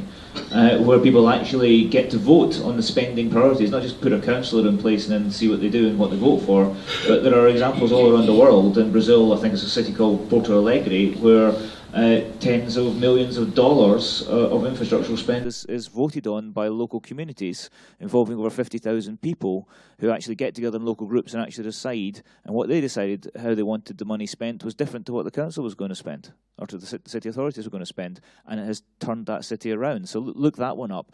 And I think that it's not just Scotland, but it's right across the UK. We've got city councils wrong. I don't think it's the case anymore, but I do remember when I was working at Scottish Enterprise, someone gave a talk on local councils and said that the single largest employer in Europe was Birmingham City Council. And you know, I don't know where that stands now, but at the end of the day, that was just a completely ridiculous situation to get to. So we need to localise, and we need to come up with a lot of other strategies, and we need to change. We don't need to end the freeze. What we need to do is actually change the system so that everyone's happy as to how we move away from the freeze. Okay, thank you very much. We're running into real-time problems, so I've got 3 questions here, all about the National. So I'm going to answer them. The editor of the National, Callum Baird, is right up the back there, and if you'll notice, he's been sitting there all night doing absolutely nothing for his money. But nevertheless, I'm going to answer these ones for him, because I think we probably disagree, and I've got the microphone. So, the 3 questions. I was going to ask the panel members to come up with one thing they could do to make the Scottish media healthier, but they'll be relieved to know that we don't really have time for that, so I'm not going to do that. However, the 3 questions are, any plans for a Sunday National? Very quickly, no. There already is a Sunday National. It's called the Sunday Herald, and I don't think we want to produce another paper to compete with that. What should we make of NewsQuest journalists on Twitter? Are they mostly still doing a part of their day job, or are they expressing a personal opinion within limits? Well, yeah, they're expressing a personal opinion, often on Twitter, because that's what people do on Twitter, and journalists have opinions, and they can, I think, express opinions and hold opinions and still do journalism. I would say I would do unbiased journalism, but I don't think you'd accept that. But there is bias everywhere in the world, and there's bias in journalism as well. So I think that is understood. I think mainstream media, I know what people think about mainstream media, but I think there is still a place in mainstream media for good, impassioned journalism, and there are still examples of impassioned journalism in mainstream media. The fact that it may not chime with your particular views doesn't make it any less impassioned or any less worth reading. I think there's a problem in Scotland, clearly, that there are so few newspapers, well, in fact, there are only 2 newspapers that support the proposition of independence. I think that's a strange position for the country to be in, but that's the way it is. And I don't think stopping journalists expressing a view on Twitter is going to help that or change that. Now, this is a confusing one and difficult. Does the existence of the National within the NewsQuest stable encourage the Herald, which I presume the Daily Herald, to take a more anti-independence line, knowing that group revenues will be safe, I guess, in view of money being brought in by the National? It's kind of hard to say this without people laughing or not believing it, but what is absolutely true is that editors in the Herald and Times don't take decisions totally based on commercial considerations. When we at the Sunday Herald decided to support independence, we clearly looked at some of the consequences that might cause. We looked to see whether or not we thought advertisers would leave us, whether we thought readers would leave us, because strangely we quite like to eat at the end of the day, and if we didn't have bringing any money in, then that would be a problem for us. But nevertheless, we didn't decide let's support independence because that will increase our circulation or make us more money. We believed in the prospect of independence. We believed that the paper should embrace that, and we looked at the different arguments around the commercial arguments around doing it, but we didn't do it for commercial reasons. Actually, what happened in Sunday Herald, commercially, we didn't lose any advertisers. We put on circulation, and that is why the Herald and Times group decided to launch the National, which was, for me, a total surprise. I'd been talking to my boss about it, but I didn't pitch it because I didn't think for a second that NewsQuest would agree to launch a daily newspaper supporting anything, far less independence for Scotland, but they did. And that was a great thing for them to do. It was a great experience for us to be involved with. Again, though, they did it. Clearly, they did it because they thought there was a market for it, because you didn't do anything that you didn't think there was a market for. But it was done. But from my point of view, I supported independence. The people who wrote for the National and that we recruited for the National support Scottish independence. So we did it from a place of support for the proposition and not from a place of let's make money from it. People find that difficult to believe because they think that an organisation like NewsQuest is driven entirely by commercial considerations. That's not actually true. If it were true, what you'd be arguing, and what I guess is underlying this suggestion of the question is that the company should sit down and say to the editors, you know what, you should do this for commercial reasons, you should support this proposition, you should take this line for this commercial reason. That couldn't happen, and it wouldn't be a good thing to happen. So I don't think, if somebody's suggesting that the Herald is there is a meeting where the Herald decides, or the management decides what line the Herald could take. It doesn't happen. It's really impossible to imagine journalists taking direction in that way. Getting journalists to agree on anything is pretty much impossible. Getting them to agree to taking a management line is just impossible to imagine. There is a greater debate to be had on the sort of the monetisation or the commercialisation of journalism in Scotland. That is a far larger one to be had, because there's a problem with most newspapers in Scotland in terms of the ad revenue, which is not coming in, the circulation which is going online, and how you fund proper investigative journalism in print and online. But we're running out of time, so we're not going to do that today. You'll be glad to know. So that's me having said my part, and I think it just remains for me to pass it back over to Jill. Before I do, thank you very much for being a great audience, and I hope you've enjoyed yourself this evening. And thank you very much for the panel.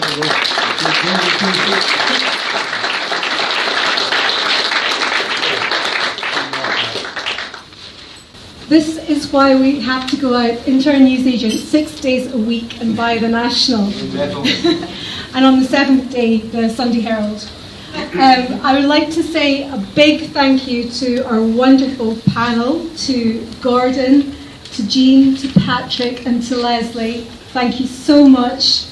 I'd also like to give a big thank you to our chair, to Richard Walker. No fights, that's a result. Well done. Certainly, yeah. I think what I'd like to say to you is thank you so much for coming. And I've spoken to people who have travelled from the West Coast and also from Perthshire. Thank you so much for coming and being part of this debate and this discussion. Let's continue it in the bar. Also wanted just to let you know that we do have another event happening later this month on the 24th of February in Glasgow. That's at the Piping Centre, and it's another Business for Scotland national event. And the panel will be slightly different. Gordon will be included, but it's also Vonnie, Moyes, Cat Boyd, and the wee Ginger Doug. And I think you're chairing it. You're chairing it again, so please pass on that message through social media, and please attend if you can. Thank you very much for coming here this evening, and thank you.